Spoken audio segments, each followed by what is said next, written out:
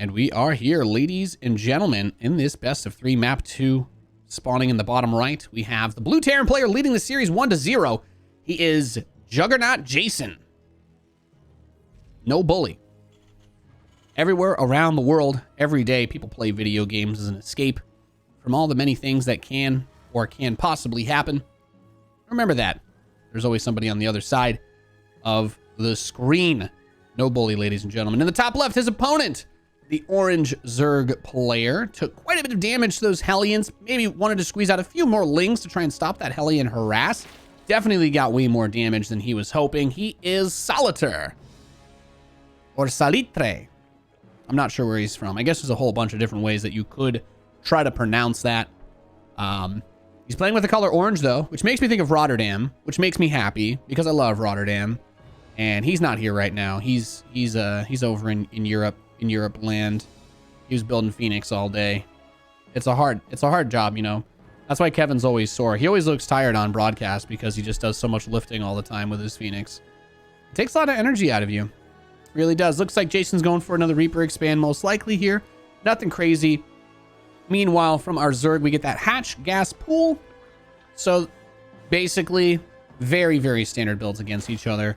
One more time. So the map this time around is Ephemeron. For Terran versus Zerg, it's a little bit easier to hide the Overlord here. A Marine opening cannot actually kill the Overlord. So it's very easy to kind of get that scout on the front wall of the Terran for the Zergs on this map. At the same time, Ephemeron gives you a little bit of space to hide some of those air units if you are trying to do harass with Liberators or Medivacs. And I think you can even tuck a little bit here. Not super far, though, but with the Liberator, you probably kill any Queens that try to pin him in that position. So the Reaper is going to come out. Now, if we're talking about differences between game 1 and 2, what could possibly change right now? Salitre, I don't know how to pronounce this guy's name, I'm going to be honest with you. He did get that third base around the same time that the Reaper showed up last game, which for most Zerg players is considered a win. Because if the Reaper gets there and it's on point, it's very hard to get a drone over to the third. And now the Reaper is here.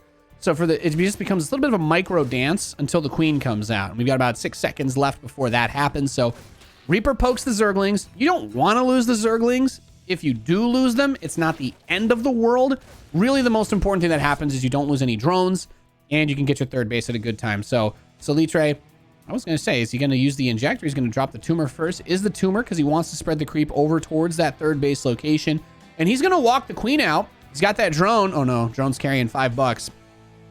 That's my morning coffee right there, man. You're about to morph my morning coffee into a hatch? No! Okay, it's gone. Whatever. It's fine. It happens. It's cool. Everything's cool. It's a stressful situation to be in. You got to get the first one over there as you can. Jason's going to dive in a little bit with the Reaper. There is a nice cliff to work with, so as long as he's not one shot away for the Queen on the low ground, he should be able to get out. He's just going to try and do this little bit of a dance with the Zerglings before speed finishes. And actually, trimming the fat on these lings is nice, because with speed finishing, the Reaper should be able to safely run home, confirm the existence of that third hatchery, and he is just going to go right on back. But Overlord speed, we did see the early scout from Salitre, so he's going to go for this early scout with the Overlord, and he's going to see something different this time. I love this. I love the fast Overlord speed. I talked about it a ton on WCS broadcast last year. People always question whether it's worth it or not, whether it's too expensive or if it doesn't come fast enough, what you lose for it. Look, I say this. If Cyril opened Overlord speed almost every single game last year, it's not a bad thing to do. Salitre comes in. He sees the fusion core. That's a huge scout. It's a huge scout. It's still going to be Hellions, but the third command center, he does not confirm the existence of it, but he's got a good idea of what's going on. So Roach Horn is going to boot up.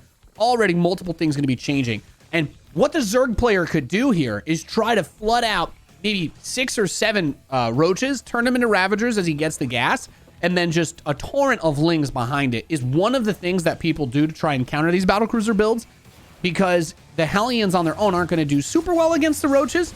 And we see it once again, though, not having a ton of Zerglings. These Queens need to try and get the Hellions off the drone line. He's going to be able to pick off 3 so far. Drones are coming out with fisticuffs, but, well, these drones ain't loyal when it comes to trying to fight against the Terran enemy. 12 drones picked off, and this is going to make building up that defense a little bit more tricky. Now, as I have said, mech is definitely not a finish you off army composition. It's a brutal battering, ramming type of way to play, but oh my god, that last shot. So 17 drones total killed, right? But the queens are all still alive. He's got 7 of them.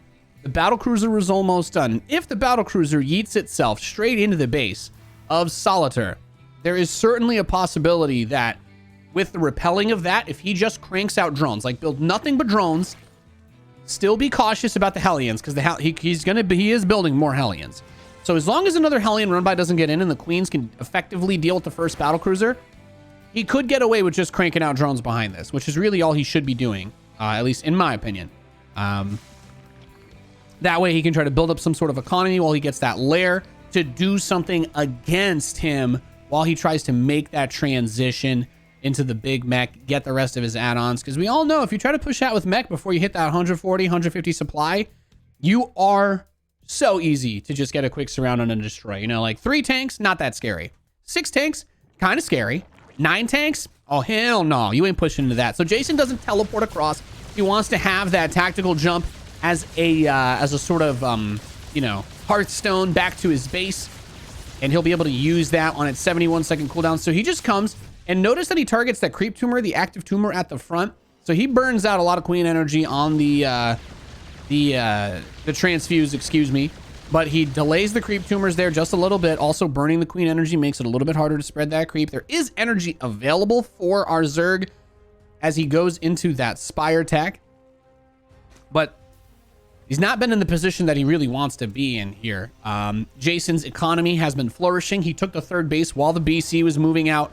He's got the wall being built up here. And on the income tab, you can see if the Terran player has more workers than the Zerg, it's always bad news for the Zerg.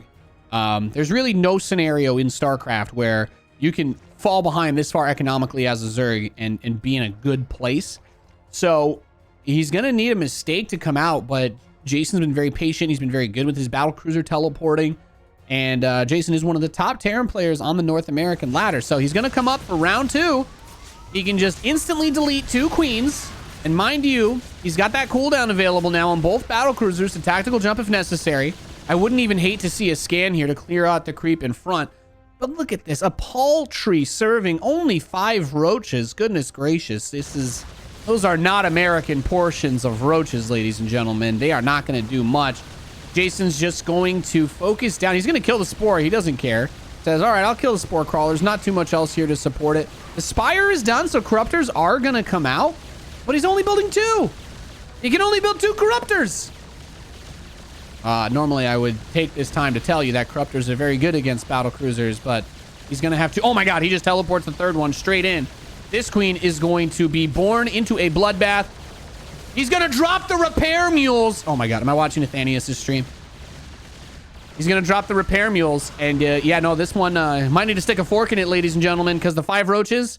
Oh, 2 more showed up. Well, they're not going to do a whole lot against El Tanko de Sijo. GGG, good luck comes out, and Jason is going to win his first round match here in the ESL Pro Tour NA Week 3.